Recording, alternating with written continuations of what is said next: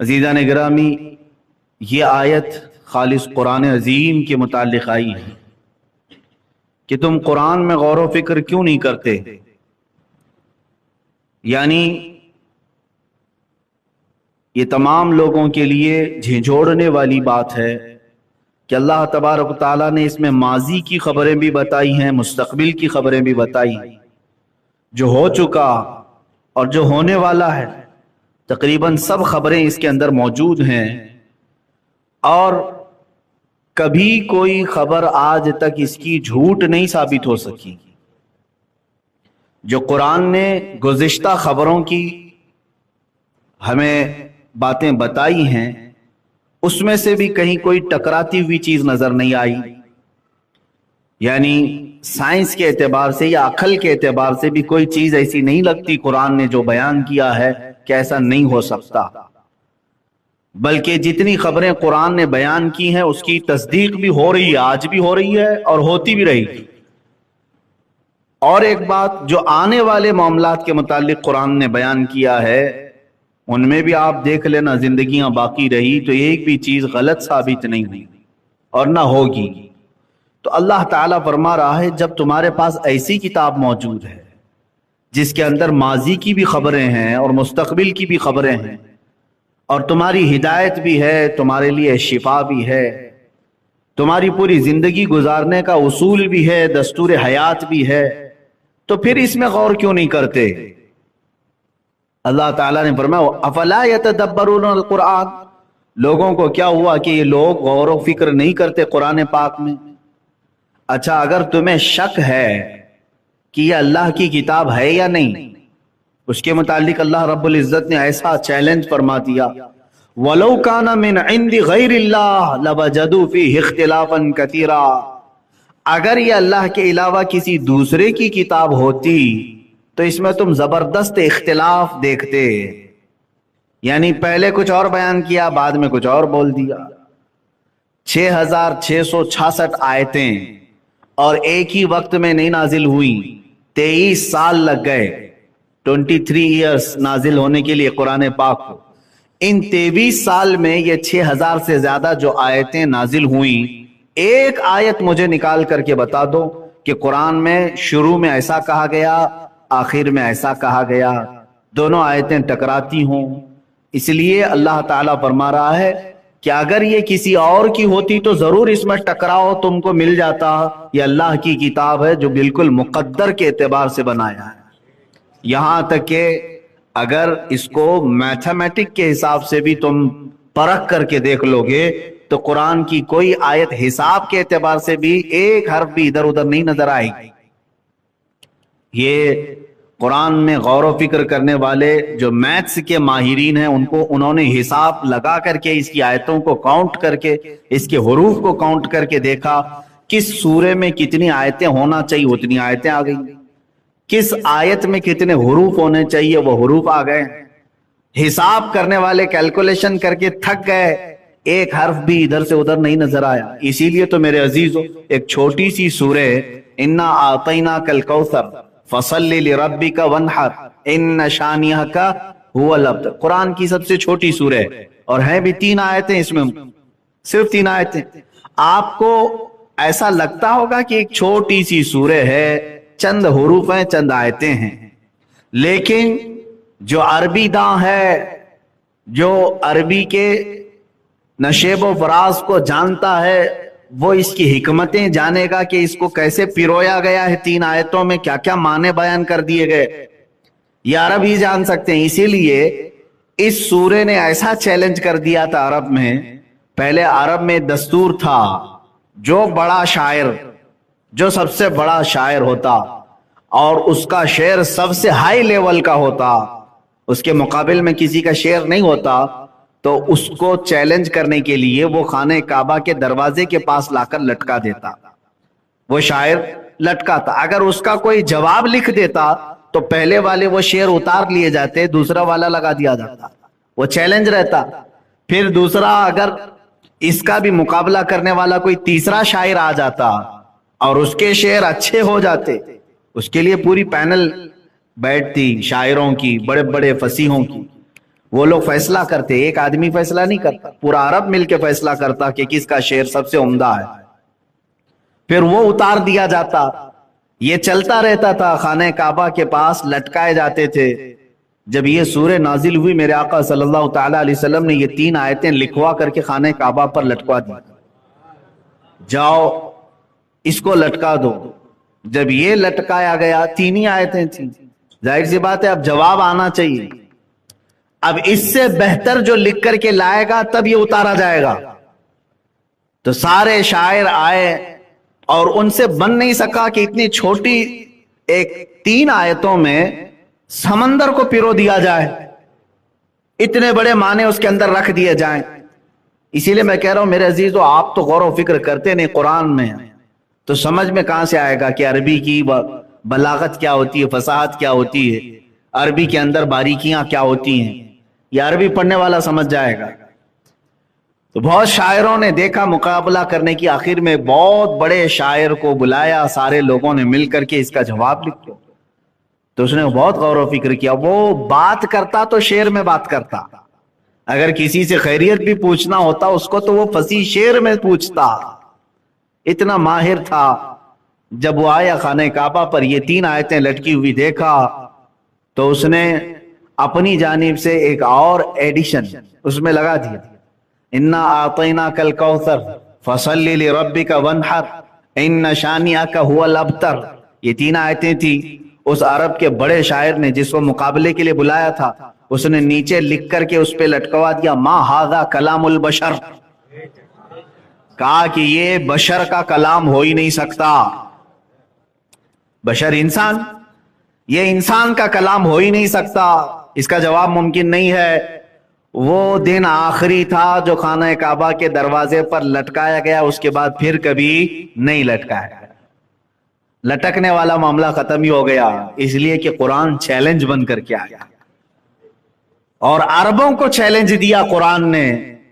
آج سننے میں یہ آتا ہے کہ امریکہ پوری لابی کو لے کر کے قرآن کا مقابلہ کرنے بیٹھا ہوا ہے۔ الفرقان نام سے انہوں نے کتاب لکھی، الفرقان نام سے، اور اس کو مشہور کرنے کی کوشش بھی کیا۔ چائنا میں بھی ہم نے سنا، کیونکہ چائنا کی عادت ہے ہر چیز کا ڈپلیکیٹ بنانے، سوچا ہوگا کہ قرآن کا بھی ڈپلیکیٹ بنا دے، اور امریکہ نے اپنی پوری لابی کو لے کر کے الفرقان، آپ کو پتا ہے فرقان، اتنے سارے مسلمان ہیں، کہاں بات، وہ پتہ نہیں کہاں لکھا اور کہاں چھپا اور کہاں چھپا، لیکن قرآن کا مقابلہ نہیں کر سکا۔ میرے عزیز، یہ وہ امریکہ جہاں تمہاری صبح اور شام انگلش میں ہوتی ہے، جہاں تمہاری زبان اور تمہاری بول چال عربی سے ذرا برابر بھی واقفیت نہیں رکھتی، تم ساری جمعیت کو لے کر کے قرآن کا مقابلہ کرنے کی کوشش کر رہے ہو۔ خدائے عزیز و جبار نے اس زمانے میں جب اسی زبان کے ماہرین تھے تب چیلنج کیا تھا کہ لکھ کر کے لاؤ، وہ بڑے بڑے جو عربی داں تھے وہ نہیں لا سکے، تو پھر انگلش دان جو ہے وہ عربی کا مقابلہ کرنے کی کیسے سکت رکھ سکتے ہیں؟ بناؤ گے تم، ہو سکتا ہے اس طرح کی بہت ساری کتابیں بنا لو، لیکن ان کتابوں کا حال وہی ہوگا جو اور دوسرے ناول اور دیگر کہانی کی کتابیں ہیں، بہت ساری آتی ہیں، شیکسپیئر کی کتابیں بھی آئی اور چلی گئی، بہت سارے ناول بھی آتے ہیں، کہانیاں لکھی جاتی ہیں اور چلی جاتی ہیں۔ تم کتاب لکھ تو دو گے، لیکن اس کا حفظ کرنے والے کروڑوں حافظوں کو کہاں سے پیدا کرو، اور اس کی تلاوت میں مزے لینے والے کہاں سے پیدا کرو؟ عزیزان گرامی، قرآن صرف یہ دکھنے والے ورق کا ایک گتھا نہیں ہے، اس کے اندر کشش ہے، اس کے اندر کھچاؤ ہے۔ برسوں سے تم قرآن سنتے آ رہے ہو، کبھی آج تک آ کر کے امام صاحب سے نہیں کہا کچھ دوسرا بھی پڑھو، نماز میں وہی پڑھتے ہو، کبھی نہیں کہا ہر نماز میں سورہ فاتحہ ہی پڑھتے ہو، آپ سنتے بھی ہیں اور مزہ بھی لیتے ہیں، اس لیے کہ قرآن 14 صدیاں کیا 14,000 سال بھی ہو جائیں پرانا نہیں ہوگا۔ اس کی جو کشش ہے وہ تم کہاں سے لا سکو گے؟ اس کا جو کھچاؤ ہے وہ کہاں سے لا سکو گے؟ نہیں لا سکو گے۔ یہ قرآن اللہ کا کلام ہے، इसीलिए अल्लाह ने फरमाया अगर ये दूसरे की तरफ से होता तो तुम फिर इसमें बहुत ज्यादा टकराव भी देखते, यहां कुछ और बोल रहा है वहां कुछ और बोल रहा है। इसलिए कि मेरे पास स्टडी किया हुआ थोड़ा बहुत ही मेरा मुताला होगा, जो हिंदुओं की किताबें भी हैं, ऋग्वेद है, महाभारत वगैरह के सिलसिले में जो चीजें किताबें मिलती हैं, रामायण है, गीता है और बहुत सारी किताबें, इन किताबों में खुद कई जगहों पर इख्तिलाफ पाया जाता है। ये मैं नहीं कह रहा, अगर मैं कहूं तो जाहिर सी बात है उनको तकलीफ होगी, बल्कि इन किताबों को पढ़ने वाले, इनकी गाइड लिखने वाले जो बड़े बड़े पंडित हैं, उनमें से ही बाज पंडितों ने यह दावा किया है कि ये किताबों का लिखने वाला कौन है हमको मालूम ही नहीं है, पता ही नहीं। बाज ने बाज की तरफ निस्बत की, बाज ने बाज की तरफ निस्बत की, उन्हें खुद इख्तिलाफ।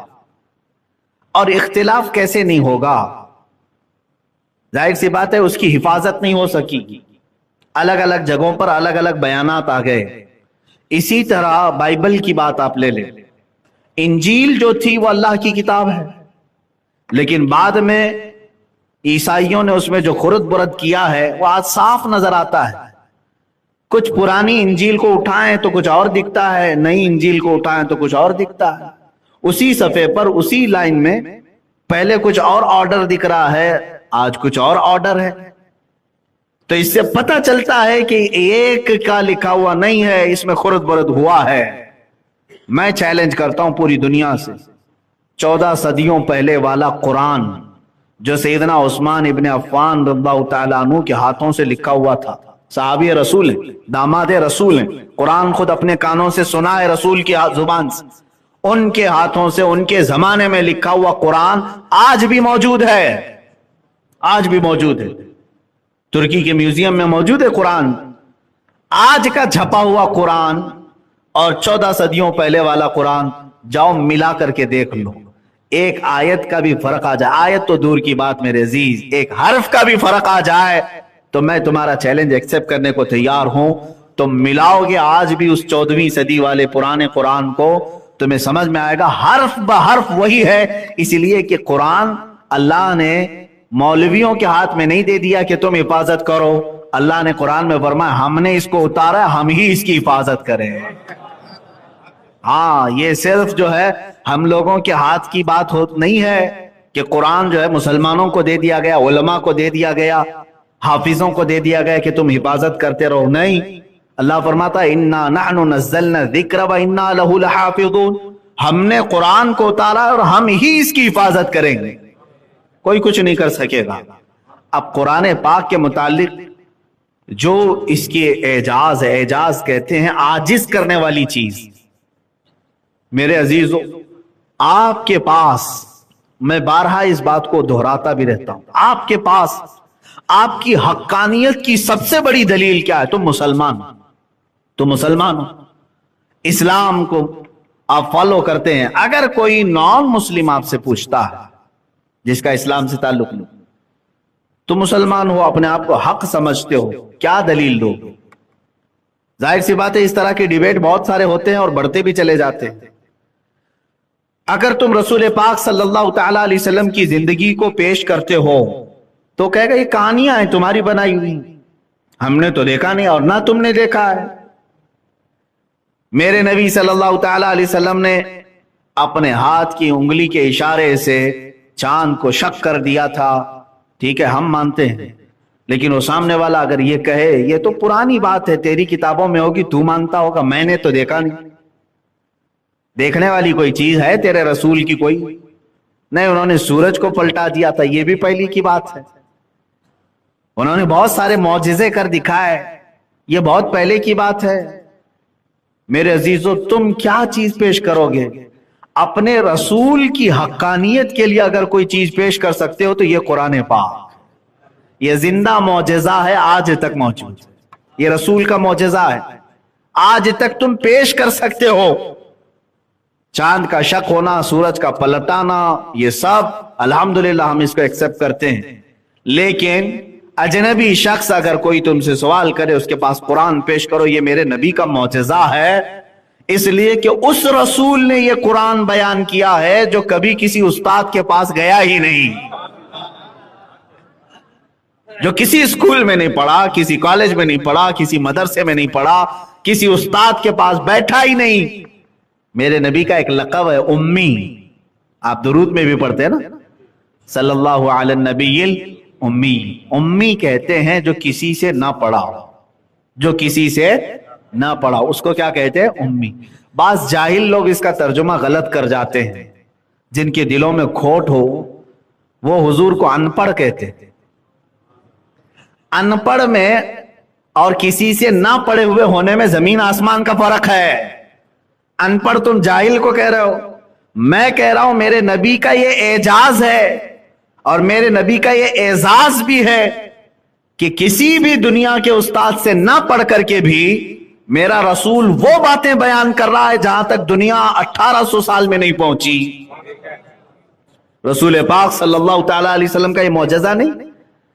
आपको हैरत होगी कुरान की हकानियत के मुतालिक 18वीं सदी में जब अटलांटिक ओशियन समंदर है, वहां पर एक जगह दरियाफ्त किया एक साइंटिस्ट ने और बताया कि यहां पर एक ऐसी जगह है जहां बहुत अंधेरा है कि हाथ निकालो तो भी हाथ नजर नहीं आएगा, वहां सूरज की एक किरण भी नहीं पड़ती। समंदर के पास कोई एक जगह है, मैंने भी नहीं देखा, आपने देखा हो तो अलग बात है, मैंने तो अब तक नहीं देखा, ना सफर का कभी इत्तेफाक ऐसी जगह का हुआ। लेकिन तहकीक करने वाले साइंसदान ने तहकीक करके बताया कि ऐसी एक जगह है जहां सूरज की रोशनी पड़ती नहीं है, बहुत घुप अंधेरा होता है। तो जब उसने ये बयान किया तो उलमाए रब्बानीन ने सुन करके कुरान की वो आयत बयान की। सूरह नूर में अल्लाह ताला ने 18वें पारे में इरशाद फरमाया कि मौजुन, अल्लाह ताला फरमाता है कुरान पाक में, इदा अखरज यदहु लम यकद यराहा, कि एक जगह ऐसी है जहां तुम अपना हाथ निकालोगे तो हाथ भी नहीं नजर आएगा। ज़ुलुमातुम बादुहा फौक बाद, अंधेरियों पर अंधेरियां हैं, अंधेरियों पर अंधेरियां हैं। मौजुम मिन फौक़िही मौजुम मिन फौक़िही सहाब, ज़ुलुमातुम बादुहा फौक बाद, यानी मौजें उसको ऐसे लपेटे में ली हुई हैं जैसे बादल को घेर लिया गया हो, और वहां पर अंधेरियों पर अंधेरियां हैं कि तुम हाथ निकालोगे तो हाथ भी नजर नहीं आएगा। समंदर की एक जगह की बात कुरान बयान कर रहा है। और कुरान किसकी जुबान से बयान हुआ? रसूल पाक की जुबान से। तो जब उस साइंसदान को यह बताया गया कुरान में, तो इसको पहले ही से एक्सप्लेन कर दिया गया है कि दुनिया में एक जगह ऐसी है जहां सूरज की किरण पड़ती नहीं। तो उस साइंसदान को हैरत हुई, उसने कहा कि मैं तो फिर मुताला करता, देखा तो कुरान में मौजूद भी थी आयत। कहा ये कुरान बयान किसका किया हुआ है? कहा मोहम्मद रसूलुल्लाह सल्लल्लाहु अलैहि वसल्लम। तो उस साइंसदान ने यह कहा, मैं तो समझता था कि मैं सबसे बड़ा गव्वास यानी गोते लगाने वाला, समंदर का सफर करने वाला, मुझसे पहले भी कोई समंदर के सफर करने में माहिर आदमी था, मोहम्मद सल्लल्लाहु तआला अलैहि वसल्लम। वो समंदर के सफरों के बहुत माहिर रहे होंगे, तभी तो उनको ऐसी जगह मिली, ये पता चली। तो उसने कहा मेरे से भी पहले इस जगह का किसी ने सफर किया है। जब उसने तहकीक किया और मेरे आका की सीरत पढ़ा, हैरत होगी आप, हुजूर की 63 साला जिंदगी में कभी एक बार भी हुजूर ने समंदर का सफर नहीं किया। हुजूर पाक सल्लल्लाहु तआला अलैहि वसल्लम कभी समंदर के सफर पर गए ही नहीं। माहिर वो कह रहा है मेरे तरह से वो समंदरों का बहुत सफर करते होंगे, तभी उनको ये जगह मिली होगी। इत्तेफाक ऐसा कि हुजूर कभी समंदर के किनारे भी नहीं गए। अब उसकी हैरत की इंतहा ना रही, जो शख्स अपनी पूरी जिंदगी में कभी समंदर देखा ही नहीं, जाहिरी तौर पर गया ही नहीं, वो अगर दरमियाने समंदर मौजूद एक अंधेरियों का जिक्र करता है तो इसका मतलब वो आम बशर नहीं, बल्कि उसे ये कायनात का पैदा करने वाला बताया होगा, तभी उसने बताया। अजीजान गिरामी वक़ार, कुरान का एक नहीं कई मौजज़े हैं। रसूल पाक की जुबान से उन चीजों को अल्लाह ने बयान कर दिया जो एक आम आदमी नहीं बोल सकता। आज साइंस तरक्की कर चुकी है ना, साइंस में आज एम्ब्रियोलॉजी को ले लें, بچے کے پیدا ہونے کے جو مرحلے ہیں آج معلوم کیا گیا ہے. اچھا مائکروسکوپ جو ہے, خوردبین جو چھوٹے کو بڑا کر کے دکھاتی ہے, یہ بھی کب ایجاد ہوئی؟ مشکل سے 200 سال ہوئے. 200 سال, وہ بھی جب شروع کی مشین تھی مائکروسکوپ, وہ اتنا چھوٹا ذرہ نہیں دیکھ سکتی تھی جو آج دیکھ رہی. ترقی ہوتے آئی ہے. اور سونوگرافی, ایکس رے, اور یہ جو سی ٹی سکین کے ذریعے سے اندر کی چیزیں معلوم کرنا, پیٹ کے اندر کی, یہ سب کی ترقی 100 سال سے زیادہ کی تاریخ نہیں ہے. 100 سال سے زیادہ یا 150-200 سال سے زیادہ کی تاریخ نہیں. پیٹ کے اندر کی چیزیں معلوم کرنے کی تاریخ نہ سائنس کے پاس تھی, نہ امریکہ, یورپ, کسی کے پاس نہیں. یہ میرا چیلنج. اور میں کب کی بات کر رہا ہوں؟ 1400 سال پہلے کی. تمہاری ترقی سے بھی 1200 سال پہلے عرب کی اس سرزمین پر جہاں خانہ کعبہ ہے, مکہ مکرمہ ہے یا مدینہ طیبہ, ارے میاں وہاں پر تو سواریاں گھوڑوں کی اور اونٹوں کی کرنے والے لوگ. اس زمانے میں محمد عربی صلی اللہ تعالی علیہ وسلم کی زبان سے اللہ تعالیٰ یہ کہلوا رہا ہے, ثم خلقنا النطفة علقة فخلقنا العلقة مضغة فخلقنا المضغة عظاما فكسونا العظام لحما ثم انشأناه خلقا آخر فتبارك الله احسن الخالقین. اللہ تعالیٰ فرماتا ہے ہم نے نطفے کو, نطفہ کہتے ہیں منی کا ایک بوند, نطفے کو ہم نے علقہ بنایا. علقہ کہتے ہیں چنگم کی طرح چپکنے والا خون, بستہ خون, خون جمع ہوا خون بنایا. اللہ فرما رہا ثم خلقنا العلقة مضغة, پھر اس علقے سے, یہ چپکنے والا جو خون ہے, لوتھڑا ہے, اس سے ہم نے گوشت کا ٹکڑا بنایا. گوشت کا ٹکڑا بنایا, اس سے گوشت بن گیا. اب پھر اس میں اللہ فرماتا ہے فخلقنا المضغة عظاما, پھر اس گوشت کے ٹکڑے میں ہم نے ہڈیاں ڈالی. فخلقنا المضغة عظاما فكسونا العظام لحما, پھر جب ہڈیاں بھی بن گئی, گوشت بھی ہو گیا, تو ہم نے اس کے اوپر چمڑی چڑھا دی. اور پھر آخر میں اللہ فرماتا ہے ہم نے اس کو ایک بہترین شکل دے کر دنیا میں بھیجا. اب یہ ایمبریالوجی میں ہم آتے ہیں. ایمبریالوجی ڈاکٹرز جانتے ہوں گے, سائنس کے لوگ, جو بچے کی پیدائش کے جو مرحلے ہیں یا بچے کے پیٹ کے اندر کے معلومات, جو لوگ اس کے اسپیشلسٹ ہیں وہ ایمبریالوجی کہلاتے ہیں. ان لوگوں کے نقطۂ نظر سے آپ جا کر کے ان سے پوچھ لیں بچے کے مرحلے کیا کیا ہوتے ہیں, وہ بتائے گا. پہلے 4 ویکس میں کتنا ہوتا ہے, 8 ویک میں کیا ہوتا ہے, پھر 2 مہینے کے بعد کیا ہوتا ہے. پوری تاریخ موجود ہے, آج سائنس کھلا ہوا موجود ہے, آپ جا کر تحقیق کر سکتے ہیں بچہ پیدا ہونے کے جو مرحلے ہیں, منزلیں ہیں, وہ کتنی ہیں. تو آپ کو سائنس بھی آج بتائے گا کہ شروع میں وہ ایک بوند ہوتا ہے, اس کے بعد پھر جو ہے خون جمع ہوتا ہے, اور خون کی انہوں نے بھی, آج سائنس نے بھی یہ بتایا ہے, ایسے ہوتا ہے جیسے چپکنے والی کوئی چیز ہو, اور پھر اس کے بعد جیسے کسی نے چبا کر کے, یعنی دانتوں کے جو نشان ہیں, اس طرح کی چیز. عربی کی بہت ساری باریکیاں ہیں جو میں آج مختصر سے انداز میں نہیں بتا پاؤں. اس کے بعد سائنس کہتا ہے کہ اس میں گوشت کا ٹکڑا بنتا ہے, پھر اس کے بعد ہارٹ بیٹ شروع ہوتی ہے, اور اس کے بعد پھر اس کی ہڈیاں بننے لگتی ہیں. پھر 9 مہینے کے بعد, یعنی 7ویں مہینے میں بچہ مکمل بن جاتا ہے تقریباً. 6 مہینے کے بعد 7ویں مہینے میں آتا ہے بچے کی پوری. یہی کیٹیگریز, یہی مرحلے, یہی منزلیں جو قرآن نے گنایا 1200 سال پہلے. Sonography, X ray, C T scan کے بعد آج ترقی کر کے تم نے چھان بین کر کے معلوم کیا بچہ نطفے سے علقہ بنتا ہے, علقے سے مضغہ بنتا ہے, مضغے سے پھر اس کے اندر چمڑی آتی, ہڈیاں آتی ہیں. یہ تمام چیزیں آج 1200 سال بعد تم نے تحقیق کر کے بتایا. مجھے بتاؤ اس محمد عربی صلی اللہ تعالی علیہ وسلم کے پاس کون سے سی ٹی سکین کی مشین تھی, کون سا ایکس رے تھا, کون سا سونوگرافی تھا؟ ان کے پاس کوئی اس طرح کی مشین نہیں تھی. بلکہ حد تو یہ ہے میرے عزیزوں, اس رسول کا معجزہ ہی یہ ہے کہ وہ نہ کسی استاد کے پاس گیا, نہ کسی یونیورسٹی میں پڑھا, بلکہ عرب کی سرزمین پر वो तन्हा तारीख लिखने वाले बोल तो सकते थे। आज जितने हुजूर के दुश्मन रहे वो कभी तो बोलते कि हुजूर को फलां ने पढ़ाया फलां। आज तक 1400 साल में ना कोई यहूदी बोला ना कोई ईसाई बोला कि मोहम्मद अरबी फलां से इंस्पायर थे, उनसे बहुत ज्यादा मुतासिर थे, उसकी तालीमात लेकर के बयान, कभी नहीं। उनको मालूम है 63 साल जिंदगी में मेरे आका के पास कोई उस्ताद आया ही नहीं, जो आया वो जिब्राइल, लेकिन उस्ताद बन करके नहीं, रब का कासिद बन करके आया।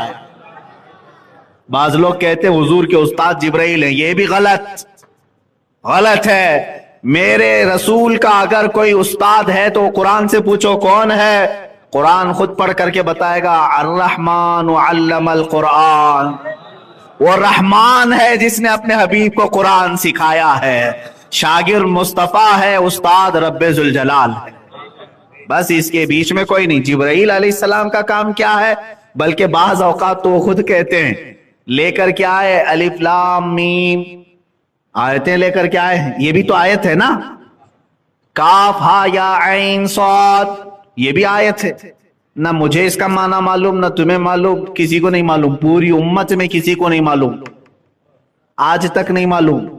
मालूम है आपको ये बात, जो हुरूफ मुक़त्तआत हैं, सूरतों के शुरू में जो अल्फाज आते हैं, इनका तर्जुमा नहीं कर सकते।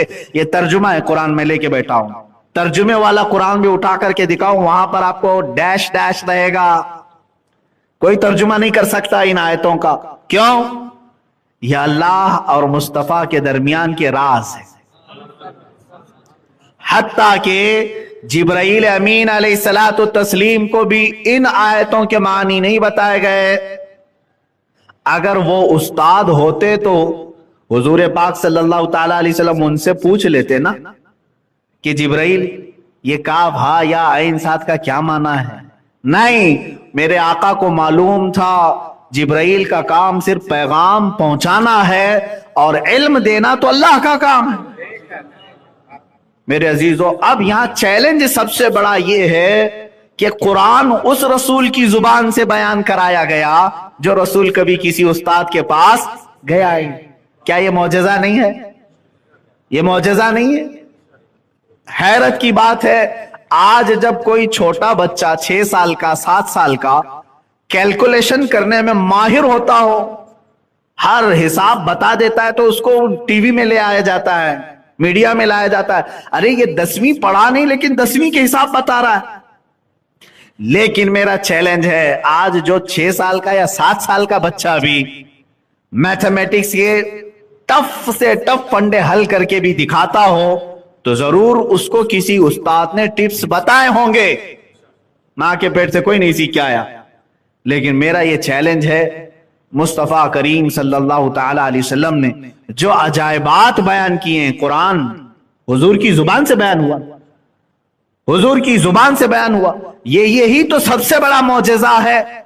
जो कभी किसी उस्ताद के पास नहीं गया वो ऐसी बातें बयान कर रहा है जिसको 1400 साल से आज तक लोग तहकीक के मराहिल से गुजार रहे हैं। साइंस भी इस पर तरक्की कर रही है, साइंसदान भी कुरान का मुताला कर रहे हैं। जो बयान किया कुरान ने वो आज उसको तहकीक के मरहलों से गुजारते हैं तो हू बहू वही चीजें इनको मिल जाती। जैसे कि इससे कबल मैंने बताया था, अल्लामा इकबाल के मुतालिक बात मिली थी, जर्मनी में एक बड़ा साइंसदान था, उसके यहां आपका आना जाना था, उसकी एक लाइब्रेरी थी, उसके अंदर वो किसी को आने नहीं देता था।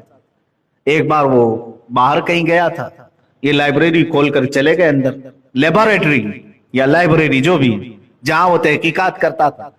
ये जा करके देखते हैं तो मेज पर कुरान रखा हुआ है। वो मुसलमान नहीं था, वो दूसरे मजहब से ताल्लुक रखने वाला। आपने देखा, उसके बाद आ गए वापस। वो जब वापस सफर से आया तो उससे ऐसा लगा कि कोई तो अंदर आके गया है, मेरी चीजें उलट पलट दिख रही। तो बुलाया इन लोगों को, कौन गया था? तो इन्होंने बता दिया कि मैं गया था। तो उसने बहुत बरहमी का इजहार किया, गुस्से का इजहार किया, लेकिन इनको साइड में बुलाया, कहा राज है, राज रखो। क्या देखा तुमने? कहा वही तो मुझे भी खलीश है जो चीज मैं देखा अंदर। तुम्हारा कुरान से क्या ताल्लुक है? तुम अपनी मेज पर कुरान क्यों रखी? तो उसने कहा کہ बात दर हकीकत ये है कि मैं जो भी एक्सपेरिमेंट करता हूं या जो कुछ भी तजुर्बे करता हूं उसको कुरान से मैं मैच करके देखता हूं कि कहीं इसमें बयान हुआ है क्या इस तरह। अगर इसमें कुछ भी ऐसी चीज बयान हुई है उसी पर मैं अपना वक्त लगाता हूं, इसलिए कि मुझे यकीन होता है इसमें जो बयान की गई है उस पर मेहनत करूंगा तो कुछ ना कुछ बन के जरूर निकलेगा। मेरे अजीजों, दुनिया इस पर तहकीक करते करते बहुत दूर पहुंच गई। जिसके लिए कुरान आया वो कौम इसको बहुत ऊपर रख करके सो गई। इसीलिए अल्लामा इकबाल ने कहा था, वो जमाने में मुअज़्ज़ज़ थे मुसलमान होकर, वो जमाने में मुअज़्ज़ज़ थे मुसलमान होकर, आज हम खार हुए हैं तारीके कुरान होकर। आज हम जो जलील हुए कुरान छोड़कर। कुरान में अल्लाह ताला ने आयत में यूं पूछा है तुमसे, अफला यतदब्बरून अल कुरान, कुरान में गौर व फिक्र क्यों नहीं करते? कुरान में गौर व फिक्र क्यों नहीं करते? मेरे अजीजों, कुरान को जिन लोगों ने गौर व फिक्र का जरिया बनाया उनका हाल क्या था मालूम? हजरत अब्दुल्ला इब्ने अब्बास रदियल्लाहु ताला अन्हु, साहबी, सैयदुल मुफस्सिरीन उनको कहते हैं, तफसीर में सबसे ज्यादा आपकी रिवायतें। हजरत अब्दुल्ला इब्ने अब्बास फरमाते हैं, मैं कुरान को इतना पढ़ता हूं कि अगर मेरी जिंदगी में जो कुछ भी मामलात होते हैं मैं कुरान से ढूंढता हूं। यहां तक के हजरत अब्दुल्ला इब्ने अब्बास फरमाते हैं, मेरे ऊंट की नकील की रस्सी भी गुम हो जाए मैं कुरान से तलाशता हूं। यह हैरत की बात है, कहां ऊंट के गले की रस्सी और कहां कुरान है पाक। लेकिन यह कुरान एक ऐसा समंदर है जो जितने गोते लगाएगा उतनी मोतियां निकाल लाएगा। इसकी मिसाल ऐसी ही है, बाज वो लोग हैं जो समंदर देखने के लिए दूर जा खड़े रहते हैं, बाज वो हैं जो थोड़ा बहुत अपने पैर गीले कर लेते हैं, लेकिन बाज एक जमात ऐसी है जो उसके अंदर गौते लगाती है, या तो मछलियां पकड़ने के लिए या तो फिर मोतियां सीप ढूंढने के लिए। तीन जमातें बताई गई हैं समंदर के पास रहती, एक सिर्फ नजारा करने वाली, और एक सिर्फ पैर भिगोने वाली, और एक गौते लगाने वाली। कहा कि अभी आपको बताएं कि ये तीनों जमातें कौन सी हैं। कहा ये अवामुन्नास, जो नमाजें तो पढ़ती हैं, कुरान सुनना तो चाहती हैं, पसंद तो करती हैं, लेकिन कुरान में अंदर दाखिल होना नहीं चाहती। ये वही लोग हैं जो समंदर के किनारे खड़े होने वाले हैं, बस देखते हैं। और बाज वो हैं जो पैर धो लेते हैं, ये वो उलमा हैं जो थोड़े बहुत कुरान पाक की आयतें, जैसे हम जैसे लोग भी होंगे, यानी हम दूर से तो नहीं देख रहे। इतना तो अल्लाह का फजल है कि हमने कुरान पढ़ा भी, याद भी किया और इसकी तर्जुमा और तफसीर तक चले गए, तो पैर धोने वालों में कम से कम नाम आ गए। लेकिन फरमाया गया कि वो जमात जो गौते लगाती है वो इमाम आजम अबू हनीफा, इमाम शाफई, इमाम मालिक, इमाम अहमद बिन हम्बल, ये वो लोग हैं जो कुरान पढ़ते हैं और उसकी बारीकियां और उसके अंदर की मोतियां निकाल करके कौम को पेश करते हैं। तो ये तीन जमातें हैं। अब आपका कौन सी जमात में नाम आता है, या आपको डिसीजन लेना है, आपका फैसला है। बल्कि मैं समझता हूं बास तो वो होंगे जो समंदर से डर के रोड पे ही खड़े होते होंगे, देखते भी नहीं होंगे, करीब भी नहीं जाते होंगे। ऐसी भी जमात है वो जाना भी नहीं चाहते हो कुरान के करीब। आज शायद उन लोगों में भी कई लोगों का नाम शामिल हो सकता है। अल्हम्दुलिल्लाह मस्जिदों में आने वाले कम से कम इतना तो है कि कुरान सुनते हैं, नमाजों में कुरान सुनते हैं, या फिर किसी और मौके पर कुरान सुन लेते हैं, लेकिन इस पे गौर व फिक्र नहीं करते, ना ही इसके तर्जुमे की तरफ जाते, ना तफसीर की तरफ। इतना तो है कि कुरान देखते हैं, चूमते हैं, छूते हैं, और बाज लोग कसम खाने के लिए उठा भी लेते हैं, या मैयतों पर पढ़ने के लिए कुरान खानी करवा लेते हैं, इतना तो कर ही लेते हैं।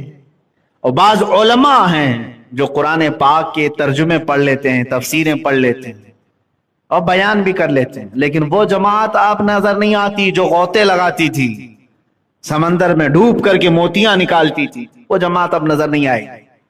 लेकिन मेरे अजीजों, इन तीन जमातों के अलावा चौथे में ना आ जाओ, जो कुरान को छूना भी नहीं चाहते, देखना भी नहीं चाहते, वरना हिलाकत होगी। इसीलिए फरमाया, हदीस पाक में है जिस घर में कुरान की तिलावत नहीं होती वहां मुर्दे रहते हैं, उस घर में मुर्दे रहते हैं। किसके किसके घर में मुर्दे रहते हैं उनको खुद मालूम होना चाहिए। औरतों को चाहिए कि कुरान की तिलावत करें, बच्चों को कुरान की तिलावत सिखाए। हजरत अब्दुल्ला इब्न मसूद रज़ियल्लाहु तआला अन्हु से मुताल्लिक एक रिवायत मिलती कि जब कहत आ गया लोग परेशान थे, लेकिन आप खुशहाल थे और आपके पेशानी पर जरा बराबर बल नहीं। कुछ लोगों ने पूछा, कहत साली का कुछ खौफ नहीं आपको? कहा नहीं, डर नहीं है, इसलिए कि मैंने रसूल करीम सल्लल्लाहु तआला अलैहि वसल्लम से सुना, जिसके घर में उसकी बच्चियां या बच्चे सूरह वाक़िया पढ़ते हैं वो कभी मोहताज नहीं होंगे। मैं अपनी बच्चियों को सूरह वाक़िया की तिलावत रोजाना करवाता हूं, मुझे कहत का कोई खौफ नहीं। अज़ीज़ान गिरामी वक़ार, आप भी क्या अपने बच्चों और बच्चियों को इस तरह की रूटीन में लगाते हैं? खुद को भी तो चाहिए। आज चलो कुरान उठाने में अगर तुम्हें भारी लगता है तो हर एक के मोबाइल में आ चुका है। मोबाइल तो ऐसा तुम्हारा यार है कि इससे दूर रहते नहीं हो, न सोने के वक्त, न खाने के वक्त, न तहारत में जाने के वक्त, कहीं नहीं छोड़ते उसको। इतना करीबी ये लंगोट यार है, उसके बावजूद इसके इस्तेमाल में कभी इसके नसीब में इसकी स्क्रीन पर कुरान खोलना नहीं आता। डाउनलोड कर लो, कुरान पाक रख लो, कभी तो निकालो कुरान पाक। अगर देख के पढ़ नहीं सकते तो कम से कम रिकॉर्डेड कुरान पाक की आवाजें, उसमें सैकड़ों कारियों की कुरान की तिलावत महफूज है। ऐ नौजवानों, अगर तुम्हारे पास देख करके पढ़ने का इतना मौका नहीं मिल रहा है तो तुम एयरफोन लगा करके गंदे और गलीज गाने सुनने से बेहतर है कि कुरान के नगमे सुन लो। अपने कानों में एयरफोन लगा करके बहुत सारी चीजें तुम सुनते रहते हो, कुरान सुनो। अगरचे तुम्हें समझ में ना आए, लेकिन एक बात याद रखो, कुरान बारिश है, तुम्हारे दिल को धोता रहेगा।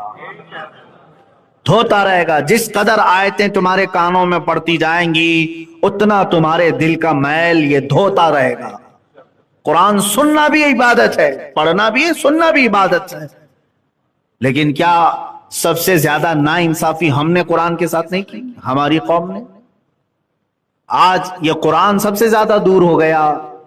बचपन में हम अपने बच्चों को कुरान सीने से लगा करके भेजते थे मदरसों, यही आज भी मामूल है। बच्चा जब मदरसे आता है तो सीने से लगा करके आता है, कुरान हो कि पारा हो कि कायदा हो।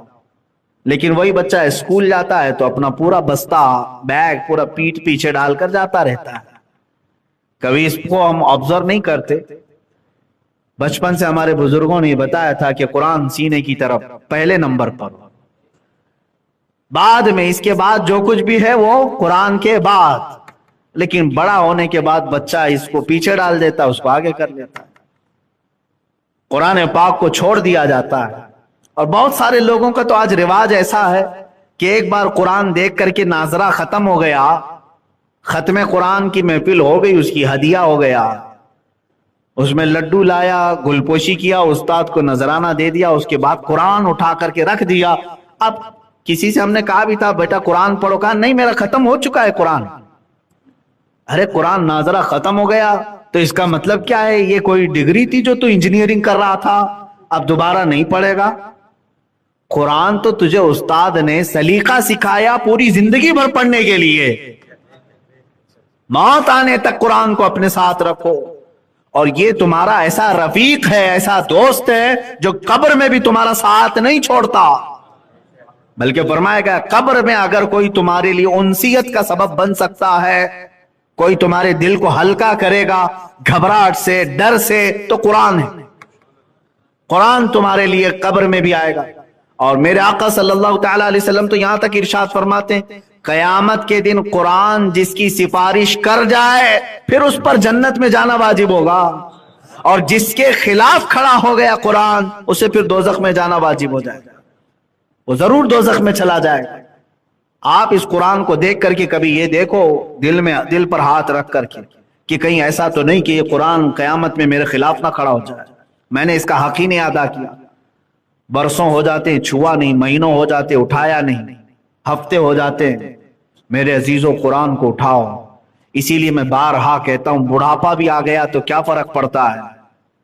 अगर तुमने अपनी जवानी में या बचपन में नहीं सीखा था तो कुरान सीखने में कोई शर्म और ऐब की बात नहीं, कोई शर्म और ऐब की बात नहीं। मेरे उस्ताद गिरामी, मेरे मुर्शिद गिरामी हुजूर ताजुल शरिया रहमतुल्लाह तआला अलैह को मैंने खुद देखा, 70 साल की उम्र में वो कुरान हिफ्ज कर रहे थे, जबकि उनकी आंखें भी जा चुकी थी, गले की आवाज में तकलीफ थी, कान में सुनने में तकलीफ थी। उसके बावजूद 70 साल की उम्र के बाद वो कुरान हिफ्ज कर रहे थे।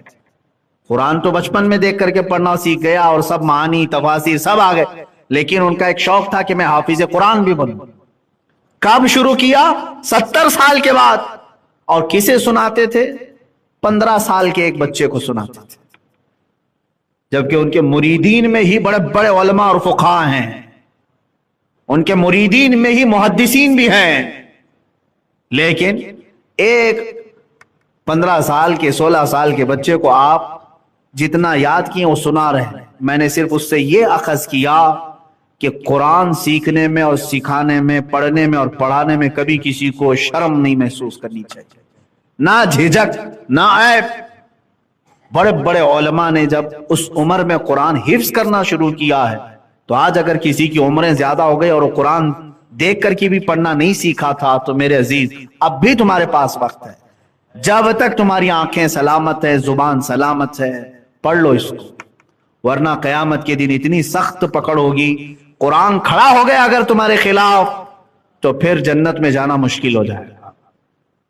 अब रसूल पाक सल्लल्लाहु तआला अलैहि वसल्लम, जिन पर खुद कुरान उतरा है, हुजूर साहिब कुरान है, कुरान उन पर उतरा है, वो दुआ करते हैं अल्लाह की बारगाह में, अल्लाहुम्मा जअलिल कुरान हुज्जतन लना ला हुज्जतन अलैना। ऐ अल्लाह, कुरान को हमारा सिफारिशी बना, हमारे खिलाफ खड़े होने वाला ना बना। हुजूर दुआ करते थे, अल्लाह के नबी दुआ करते थे, तो बाकी लोगों को खौफ नहीं होता, डर नहीं होता कि मैंने कुरान छुआ ही नहीं, पकड़ा ही नहीं, क्या होगा मेरे साथ? ऐ अजीजों, मर जाने के बाद दूसरे लोगों से कुरान खानी करवा लेना, यह कुरान का हक नहीं है। कुरान तुम्हारे जिंदों के लिए उतरा है। अजीब बात नहीं कि कुरान एक जिंदा मौजज़ा है और जिंदों की हिदायत के लिए आया है, लेकिन उम्मत का अलमिया तो देखो, मुर्दों पर पढ़ने के लिए रख दिया है इसको, सिर्फ मुर्दों पर पढ़ने के लिए कुरान रखा गया है। कुरान जिंदों को जगाने के लिए आया है। हाँ, मुर्दों पर ईसाले सवाब तो हम जरूर करेंगे, लेकिन कुल कुरान का मकसद यही नहीं है कि कुरान खानी करके उनको सवाब पहुंचाएं। कुरान का जो असल मकसद है वो तुम्हें जिंदगी के उसूल सिखाने आया है, तुम्हें दस्तूर हयात देने आया है। जिनके दिल सख्त हो चुके हैं उनके दिलों को नरम करने आया है, जो रब ताला से बरगश्ता हो चुके उन्हें अल्लाह की बारगाह में लाने आया है। तो इसका मकसद ही नहीं समझेंगे। और कैसे नहीं समझेंगे? कैसे समझेंगे? जब छुएंगे नहीं इसको, पकड़ेंगे नहीं इसको। जा करके अपने घरों में देख लें। औरतों से भी मैं गुजारिश करूंगा, इल्ला माशाअल्लाह, सब घरों की बात नहीं करता, अक्सर घर ऐसे भी हैं जहां रोजाना तुम टीवी तो पोंछते होंगे, फ्रिज को रोजाना पोंछ करके रखते हैं, गैस के चूल्हे को हर दिन साफ करके रखते हैं। कुरान को देखो, धूल भी जमी होगी, इतना ऊपर रख दिया जाता है कि हाथ भी ना जाए। रमजान टू रमजान उसको उतारते हैं, या फिर ओकेशनली, मौसमी तौर पर कोई अगर बड़ी रात आ जाए या फिर घर में किसी की मैयत हो जाए तो उतारे। नहीं मेरे अजीजों, कुरान तुम्हारे लिए इतना आम हो जाए, इतना आम कि तुम अपने दिनों की इब्तिदा कुरान से करो, फिर देखो अल्लाह ताला तुम्हें किस औज पर पहुंचाएगा। इकबाल ने यही कहा, वो जमाने में मुअज़्ज़ज़ थे मुसलमान होकर, आज हम खार हैं तारीके कुरान होकर। दर से कुरान अगर हमने न भुलाया होता, ये जमाने ने जमाना न दिखाया होता। दर से कुरान अगर हमने न भुलाया होता, ये जमाने ने जमाना न दिखाया होता। आज जो जमाना हमें अपना सख्त चेहरा दिखाया है, उसकी वजह यही है कि तुम दर से कुरान को भूल बैठे। मुझे बताओ, मैं किसी की हिजू नहीं करना चाहता, तौहीन नहीं करना चाहता, सैकड़ों मस्जिदें होंगी, सैकड़ों मस्जिदें। अल्लाह ने तौफीक दी है, मैं शुक्र भी बजा लाता हूं, मेरे लिए भी और आपके लिए भी। कितनी मस्जिदें ऐसी हैं जहां नमाज के बाद बैठ करके कोई तफसीर कुरान का दर्स हो रहा हो? कहां है? मैं ज्यादा इसको प्रेफर इसीलिए करता हूं, मैं अपने जलसे छोड़ देता हूं लेकिन कुरान की तफसीर को नहीं छोड़ना चाहता। फिर भी इमरजेंसी आ जाए तो अलग मसला है। मैंने ये महसूस किया मेरी अपनी जिंदगी में, आज तकरीबन 10 साल हो गए कुरान की तफसीर अर्ज करते हुए, मैंने महसूस किया है जो हार्ट चेंजिंग, जो दिल का इनकलाब कुरान की तफसीर से आता है वो बड़ी बड़ी कॉन्फ्रेंसों से भी नहीं आता। ये मैंने महसूस किया है। कुरान का दर्स और कुरान की तफसीर जो दिलों को बदलती, आंखों में आंसू ले आती है, दिल जो नरम हो जाता है और रब की बारगाह में झुकने पर अपनी लज्जत महसूस करता है, वो बड़े बड़े जलसों में भी नहीं देखा, बड़ी बड़ी तकरीरों में भी नहीं हुआ। जलसे आज तकरीरों के इल्ला माशाअल्लाह सिर्फ दिखावा रह गया है।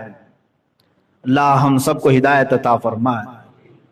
मैं अगर इन बातों को सख्ती के साथ अर्ज कर रहा हूं तो बाज लोग मुझे भी ब्लेम करेंगे कि आप भी जलसे बहुत सारी चीजें करते हैं। मेरे अजीजों में उसका मुखालिफ, जलसे जरूर होनी चाहिए लेकिन जलसों के अंदर जो रूहानियत होनी चाहिए वो गायब है। पान खाते लोग, गुटखा थूकते हुए लोग जलसों में खड़े हैं नापाकी की हालत में। ऐसा लगता है जैसे कोई तमाशा देखने के लिए सर्कस में आए हुए लोग दूर दूर खड़े होकर के तमाशा देख रहे हों, जैसे स्टेज पर कौन कितना चिल्ला रहा है। और आने वाला भी ये सोचता है कि मेरे ऊपर जितने नारे लगे उतना मैं कामयाब हो जाऊंगा, चाहे उनके दिल में बात उतरे कि ना उतरे। और इंतजामिया जो कमेटी होती है जलसे कराने वाली, उनका भी ख्याल यही होता है, साइलेंट मुकर्रिर नहीं चलता, थोड़ा उछल कूद करने वाला चाहिए, लोगों को कुछ हंसाए, लोगों को कुछ जोश दिलाए। तो फिर अगर यही निजाम जलसों का रह गया तो मैं समझता हूं ये बेकार है, फजूल है, माल का जिया है, पैसों का खर्च करना है। मैं समझता हूं वो जलसा सबसे बेहतर है जिसमें लोग बावजू बैठे हो, तहारत के साथ आए हों, कुरान करीम की तफसीर हो, अहादीस रसूल बयान हो, उलमाए उम्मत, सुलहाए उम्मत, औलिया कामिलीन के उनके तज़किरे हों, और फिर सुनने वाला उस दिन अहद करके उठे कि मैं यहां पर सर्कस देखने नहीं आया था बल्कि अपने दिल को बदलने आया था। वो तौबा करके उठे तो यकीनन उसका फायदा होगा। लेकिन मेरे अजीजों, जहां कहीं आपकी पहुंच है या मेरी आवाज जहां तक पहुंचती है, मैं ये कहूंगा हर आलिम को चाहिए कि वो तफसीर कुरान को शुरू कर दे। अपनी कौम को जब तक तुम कुरान से करीब नहीं करोगे तब तक ये धक्के खाती रहे। कुरान इनके लिए आया है, हमारे लिए आया है। दरसे कुरान अगर हमने ना भुलाया होता, ये जमाने ने जमाना ना दिखाया होता। फिर से वापस आ जाओ, तुम्हारे पास पूरा निजाम हयात है। कुरान पाक से दूर होने की वजह से कहां कहां हम धक्के खा रहे हैं जानते हैं? लोग हमें बेवकूफ बना रहे हैं हर फील्ड में, हर मैदान में। तिजारत के उसूल तुम्हें मालूम नहीं, धोखे में आ जाते। कुरान पाक ने वो भी सिखाया हमें। बीमार हो गए तो सबसे पहले बाबाओं के चक्कर काटे और ज्योतिषियों के पास जाके हाथ दिखाए, हमारी भविष्यवाणी करो, क्या होगा क्या नहीं होगा, फाल खोल करके देखो। बहुत सारे लोग यही, अच्छा ये बाज लोग, मैं उनको गलत नहीं कहता, हमारे पास भी आकर सीधे यही कहते हैं फाल खोल के देखना है। मेरे भाई, मैं फाल खोलने वाला नहीं हूं, तोता लेके नहीं बैठा हूं। वो तोते वाले लोग होते हैं। लेकिन हो ये रहा है कि कसरत से सारे लोग इस काम में मुब्तला हो गए, इसलिए वो आज आकर के, उनका वो भोलापन है, उन्हें मालूम नहीं। हाँ, इस्तिखारा इसको कहते हैं। इस्तिखारा करके बता दें कि क्या है। इस्तिखारा सुन्नत है। अब तुमने कुरान पाक को जब छोड़ा तो इसी तरह के धक्के खाने होंगे। लोगों के पास, इनके उनके पास जाकर के पैसे भी खर्च करना और गलत तरीके से जादू, सहर, टोने, इन तमाम चीजों में अपने आप को मुलविस कर लेना। یہ دھکے نہیں ہے تو اور کیا ہے میرے سے؟ جب قرآن کہتا ہے وَنُنَزِّلُ مِنَ الْقُرْآنِ مَا هُوَ شِفَاءٌ وَرَحْمَةٌ لِّلْمُؤْمِنِينَ، ہم نے قرآن میں ہر وہ چیز اتار دی جو مومنوں کے لیے شفا ہے اور رحمت ہے۔ دونوں چیزیں ہم نے قرآن میں اتاری۔ اللہ نے فرمایا شفا بھی اتار دی اور رحمت بھی اتار دی۔ ہاں علاج کراؤ ڈاکٹروں سے، لیکن قرآن پاک کے ذریعے سے تم اللہ رب العزت کی بارگاہ میں استغاثہ بھی کرو۔ ان ذرائع کا استعمال بھی کیا جائے گا جو علاج کے ہیں، لیکن ساتھ میں قرآنی علاج بھی ہوگا۔ میں اس کی مخالفت کر رہا ہوں جو جوتیشوں کے پاس اور ڈھونگیوں کے پاس، ڈھکوسلے باباؤں کے پاس، جادو سحر ٹونا کرنے والوں کے پاس جا کر کے اپنا علاج ڈھونڈتے ہیں، بلکہ بسا اوقات وہ لوگ تمہارے پیٹ کے درد کو دور کرنے کے لیے پیشاب بھی پلاتے ہیں اور پی کر کے بھی آتے ہیں لوگ، معاذ اللہ رب العالمین۔ یہ دھکے نہیں ہے تو اور کیا ہے؟ قرآن کو اگر چھوڑو گے اور اس سے دور ہوگے تو اسی طرح ذلت اٹھانی پڑے گی۔ آج قرآن قضاء اور قدر کے بھی معاملات میں مکمل دستور ہے۔ تمہارے گھریلو معاملات کیسے حل ہوں گے یہ بھی قرآن میں موجود ہے کہ نہیں؟ شوہر بیوی کے معاملات، دو رشتوں میں اگر دھراڑ آئے تو ان کے معاملات، لیکن یہ لے کر کے ہم ایسے لوگوں کے پاس جاتے ہیں، اللہ کی پناہ، ان کی ساری ذات پات سب آپ کو معلوم ہے، لیکن سر جوڑ کر کھڑے رہتے ہیں کہ ہمارا فیصلہ کر دو، ہمارے درمیان منڈولی کروا دو۔ یہ وجہ کیوں بنی؟ قرآن کو چھوڑا۔ قرآن پاک کو جنہوں نے اپنا حکم بنانا چھوڑا وہ پھر ذلت کھائیں گے، ٹھوکریں کھائیں گے۔ اللہ تعالیٰ کے اس فرمان کی طرف آؤ۔ اللہ نے فرمایا افلا یتدبرون القرآن، قرآن میں یہ غور و فکر کیوں نہیں کرتے؟ قرآن میں یہ غور و فکر کیوں نہیں کرتے؟ آپ کو پتا ہے نظام مصطفیٰ صلی اللہ تعالی علیہ وسلم جو مدینے میں قائم ہوا، خلفائے راشدین نے 30 سال تک اس کو چلایا۔ میرے عزیز، حکومت چلانا معمولی بات نہیں، اس میں کتنے شعبے ہوتے ہیں، کتنے ڈپارٹمنٹ ہوتے ہیں، کیا کیا نہیں ہوتا۔ آج دیکھیں آپ منسٹریاں کتنی ہوتی ہیں، ایک حکومت چلانے والا صرف پرائم منسٹر نہیں ہوتا، کتنے منسٹر ہوتے ہیں اس کے ساتھ۔